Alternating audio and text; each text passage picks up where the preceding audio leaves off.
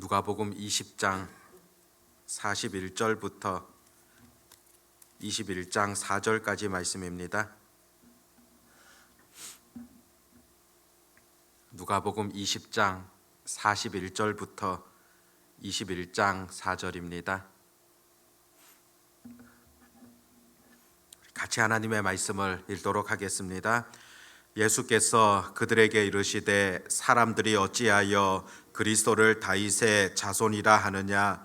시편의 다윗이 친히 말하였으되 주께서 내 주께 이르시되 내가 내 원수를 내 발등삼으로 삼을 때까지 내 우편에 앉았으라 하셨도다 하였느니라. 그런즉 다윗이 그리스도를 주라 칭하였으니 어찌 그의 자손이 되겠느냐 하시니라. 모든 백성이 들을 때에 예수께서 그 제자들에게 이르시되 긴 옷을 입고 다니는 것을 원하며 시장에서 문안 받는 것과 회당의 높은 자리와 잔치의 윗자리를 좋아하는 서기관들을 삼가라. 그들은 과부의 가산을 삼키며 외식으로 길게 기도하니 그들이 더 엄중한 심판을 받으리라 하시니라. 예수께서 눈을 들어 부자들이 헌금함에 헌금 넣는 것을 보시고 또 어떤 가난한 과부가 2렙돈 넣는 것을 보시고 이르시되 내가 참으로 너희에게 말하노니 이 가난한 과부가 다른 모든 사람보다 많이 넣었도다. 저들은 그 풍족한 중에서 헌금을 넣었거니와 이 과부는 그 가난한 중에서 자기가 가지고 있는 생활비 전부를 넣었느니라 하시니라. 아멘. 오늘 누가복음 20장 말씀은 서기관들을 비롯하여 당시 종교 지도자들에게 들려주셨던 그런 예수님의 말씀인 것을 보게 되어집니다. 서기관 같은 경우에는 말씀에 있어서는 전문가라고 볼 수가 있습니다. 말씀을 기록하는 자들이었고 또 말씀을 전하는 정말로 그 말씀에 대한 소중함을 누구보다도 잘 알고 있었던 그런 사람들이라 볼 수 있습니다. 그럼에도 불구하고 그 성경에서 예언되어져 있는 예수 그리스도 메시아에 대해서 제대로 깨닫지 못하고 있음을 오늘 본문은 지적하고 있습니다. 42절에 보면 시편이 다윗이 친히 말하였으되 주께서 내 주께 이르시되, 이 시편 11편 말씀을 인용하면서 이미 다윗도 미래에 오실 그 메시아에 대하여서 주라고 칭하였다, 그렇게 예수님께서 전해주고 계십니다. 메시아 대신 그 예수님이야말로 하나님이시고 또 다윗의 후손을 통하여서 인간의 몸을 입으시고 이 땅 가운데 오신다는 것, 구약 성경에 이미 예언되어 있지 아니하냐. 서기관들의 그 잘못된 생각들, 또 메시아에 대해서 깨닫지 못함을 지적하고 있는 그런 예수님의 말씀인 것을 듣게 됩니다. 왜 예수님 이와 같은 말씀을 들려주셨겠습니까? 성경에 관해서는 최고의 권위 또 최고의 능력을 갖고 있다 말하고 있고, 또 종교적인 일에 대하여서 열심을 내는 자들이라 그렇게 알고 있지만은 실제로 성경의 깊은 내용들을 너희가 깨닫지 못하고 있다는 것입니다. 신령한 일들에 있어서는 관심이 없으며 오히려 세상적인 권세, 그것을 유지하기 위하여서 또 사람들의 인정을 받기 위하여서 행하고 있었던 그런 당시 종교 지도자들에 대한 예수님의 마음인 것을 보게 됩니다. 그래서 그들을 향하여서 46절 말씀 보면 긴 옷을 입고 다니는 것을 원하며 시장에서 문안 받는 것과 회당의 높은 자리와 잔치의 윗자리를 좋아하는 서기관들을 삼가라. 그들이 긴 옷을 입고 다닌다, 그렇게 표현하는 것을 보게 됩니다. 실제로 구약 성경의 민수기서 말씀 같은 경우를 보면 하나님께서 이스라엘 백성들에게 너희들이 겉옷에 청색 실을 길게 늘어뜨리고 다녀라, 그런 말씀을 들려주신 적이 있습니다.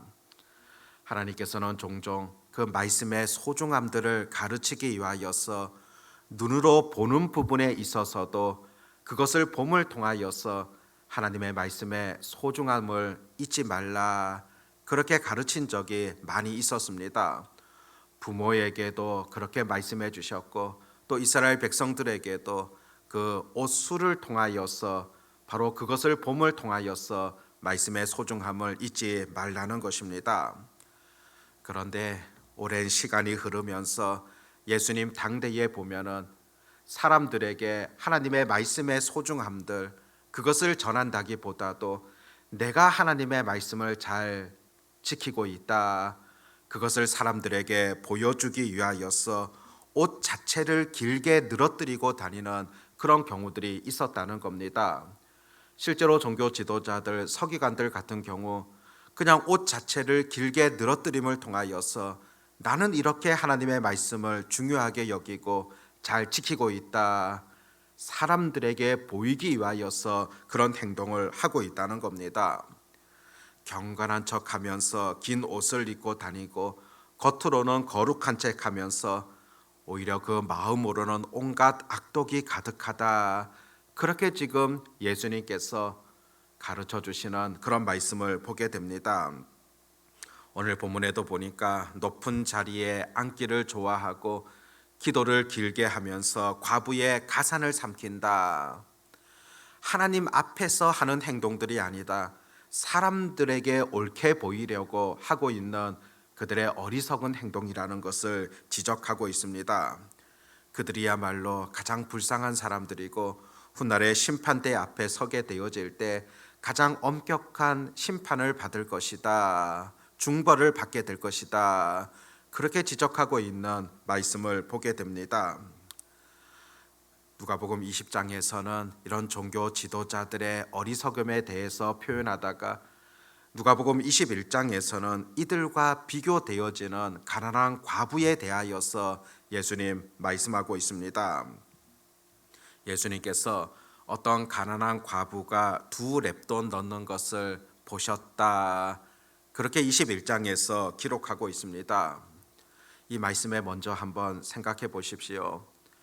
우리 예수님께서는 세상에서 일어나는 여러 일들에 대하여서 아주 세밀하게 바라보시고 또 관심을 가지셨다는 것을 분명 보게 됩니다. 실제로 지금 시기적으로 볼 때 예수님께서는 다른 일들에 대하여서 결을 또 생각하기 어려운 그런 시기이지 않겠습니까? 십자가와 그 고난이 지금 눈앞에 있는 그런 시점입니다. 며칠 후가 되면 제자들에게 배신을 당하실 것이고 고난을 당하시며 불의한 재판을 당하시게 되어지는 그런 일들을 앞두고 계십니다. 다른 일들의 마음에 여유를 가질 만한 상황이 아니라고 그렇게 볼 수 있습니다. 그런데 이런 상황 속에서도 주님 곁에서 일어나는 일들에 대하여서 여전히 세밀한 관심을 가지셨음을 보게 됩니다. 어떻게 본다면은 사람 편에서 볼 때 사소한 일임에도 불구하고 그 사소한 것임에도 우리 예수님 지극히 관심을 가져주시고 또 지켜봐 주셨다는 것을 말씀 속에서 분명 깨닫게 되어집니다. 가난한 과부가 행하였던 그 하나님을 향한 마음, 결코 우리 예수님께서 놓치지 아니하셨다는 것입니다. 흔히 우리도 신앙생활 하다 보면은 내 적은 일들에 내가 행하고 있는 이 작은 모습들까지 우리 하나님께서 알고 계실까, 관심을 가지실까, 그런 마음을 가지는 경우들이 있을 겁니다. 하나님께서 온 우주를 통치하시고 온 세계 역사를 주관하시는데 나의 삶 작은 부분들까지 하나님 관심을 기울이실까? 분명히 알아야 할 것은 우리의 모든 작은 행동들, 작은 일들까지 세밀하게 관심을 가지시는 그런 하나님이심을 분명 아셔야 된다는 것입니다. 특별히 어떤 것보다도 주님을 향한 그 수고들, 주님을 향한 봉사, 그 헌신에 대하여서는 우리 주님께서 깊은 관심을 가지시고 지켜봐 주신다는 것을 우리가 분명히 깨달아야 된다는 것입니다. 그렇기 때문에 우리들은 결코 주님의 일을 하다가 낙심치 말아야 됩니다. 사람들이 비록 알지 못하고 또 보지 못한다 할지라도 하나님께서 알고 계시고 또 작은 부분들까지 보고 계시다는 것, 그것을 우리가 인정하는 그런 신앙생활이 되어야 한다는 겁니다. 오늘 본문에도 보니까 많은 사람이 드린 그런 과정들 속에서도 그 가난한 과부가 넣었던 두 렙돈 하나님께서 들어보셨다는 것입니다. 그러면서 이런 기회를 통하여 또다시 예수님 이 헌금에 대한 그런 중요 가르침들을 주게 됩니다. 부자는 풍족한 중에 넣었지만은 이 가난한 자는 그 생활비 전부를 하나님 앞에 드렸다. 그렇게 말씀하시는 것을 보게 되어집니다. 먼저 우리가 생각해 볼 수 있는 것, 왜 하나님 앞에 이와 같은 물질들을 드려야 되겠습니까? 한 두 가지 정도 생각해 볼 수 있는데, 하나는 하나님 앞에 드린다는 것은 하나님의 것을 하나님께 돌려드린다는 그런 신앙이 그 가운데 묻어 있다는 것입니다. 사실상 사람이라는 것 어떻습니까? 남의 것임에도 불구하고 내 손에 오래 갖고 있다 보면 내 것으로 착각하게 되는 그런 경우들 많지 않습니까? 하나님께서 주셨음에도 불구하고 마치 내 것이다, 내 수고와 노력으로 내 능력으로 갖게 되어졌다, 그렇기 때문에 내 임의대로 내 마음대로 사용해도 된다, 그런 생각들을 쉽게 가지게 되어집니다. 그런데 모든 것 주신 분, 우리들은 하나님이심을 믿고 고백하게 되어집니다. 하나님께 드림을 통하여서 여전히 하나님께서 나에게 주셨습니다, 나는 청직이라는 것을 고백하는 것, 그것이 바로 헌금을 통하여 드러나는 것이고, 구체적으로는 10의 1을 드림을 통하여서 모든 것 하나님의 것임을 우리가 고백하는 것이지 않습니까? 그리고 더 나아가서 하나님께 드리는 것은 하나님의 은혜에 대한 감사의 표현이고, 하나님께서 보살피시고 이끌어 주시고 함께 하심에 대한 그런 은혜의 마음을 가지고 드리는 것, 바로 이 헌금이라 그렇게 볼 수 있습니다. 그런 점에서 오늘 그 과부가 드렸던 두 렙돈, 거기에는 분명 헌신이 들어가 있고 또 하나님의 것임을 인정하는 것이 들어가 있고 또 그 속에는 참된 은혜와 감사의 마음이 들어가 있다는 것을 우리가 분명 보게 되어집니다. 실제로 물질을 하나님 앞에 드린다는 것, 그 속에는 진정한 희생이 필요하며 또 그 속에는 하나님의 은혜에 대한 진정한 감사가 필요하다는 것입니다. 부자가 드렸던 헌금 속에서는 그런 마음이 없었다는 것을 우리가 분명 오늘 예수님의 말씀 속에서도 찾아보게 되어집니다.